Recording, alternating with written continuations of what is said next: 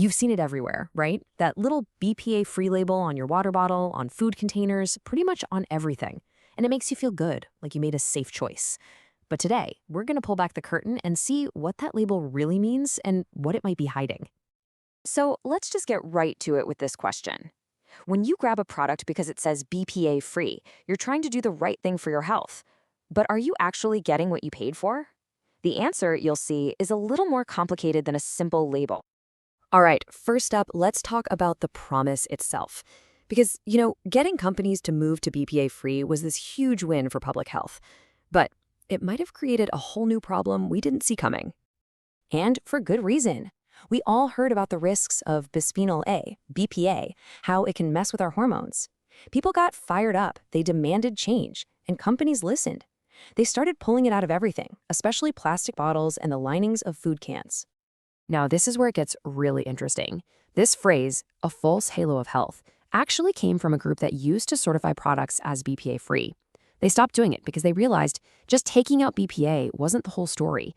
That little label made us all feel safe, but it didn't tell us what they put in its place.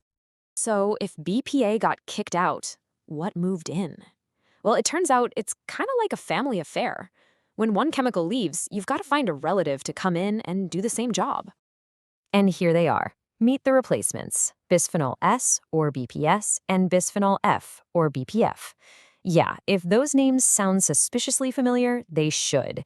They're chemical cousins of BPA, and they were picked for the job because, well, they act almost exactly like it.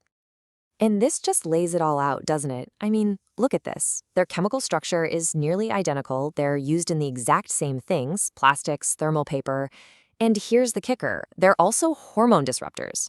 So this wasn't really a safety upgrade. It was more of a chemical swap. And you don't have to take my word for it. Researcher Joanna Rochester put it perfectly. After looking at all the science, she basically said, yeah, BPS and BPF work in the body in pretty much the same way, with the same power as the exact chemical we were all trying to get away from. Now, we always think about this stuff when it comes to plastic bottles, right? But one of the biggest, most surprising sources of exposure is something millions of us touch every single day, probably without even thinking about it. Yeah, we're talking about thermal paper. You know it as the receipt you get at pretty much every store. The way it works is that it's coated in chemicals, and one of those chemicals is called a developer. It's what reacts to the heat from the printer to make the letters appear. And that developer? It's very often BPA, or you guessed it, its replacement, BPS. Okay, this is so important. Here's why the receipt is a bigger deal than you think. In a plastic bottle, the bisphenols are kind of locked into the plastic structure. Sure, they can leak out, especially if you heat them, but they're mostly bound up. On a receipt, that chemical is just sitting on the surface in a free, powdery coating. It gets on your fingers the second you touch it. So this leads to a pretty wild question. When regulators are trying to figure out if this stuff is safe, they have to guess how we behave. So take a guess.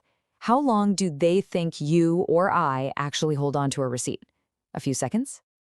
The real answer from a study done at the University of Massachusetts is an average of 11.5 minutes.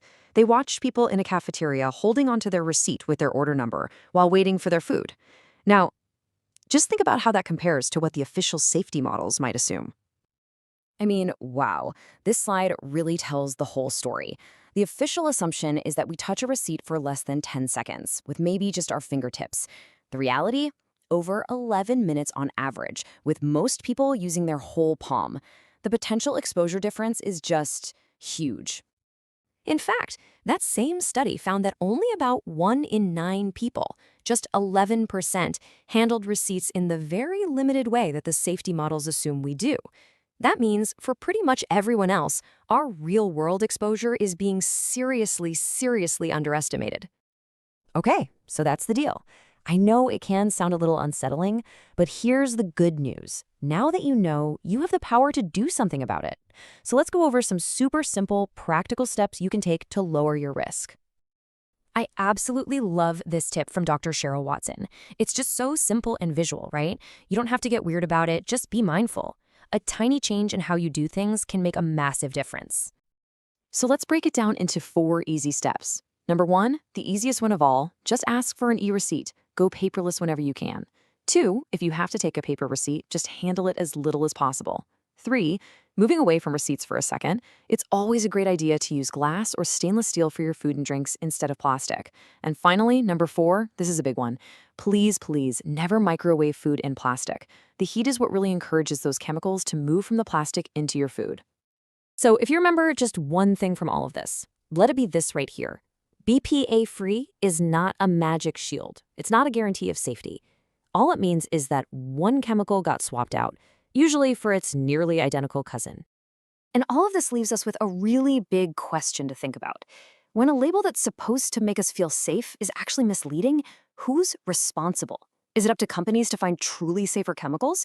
Is it the regulator's job to have tougher standards? Or at the end of the day, is it up to us, the consumers, to stay on top of this stuff and make the smartest choices we can?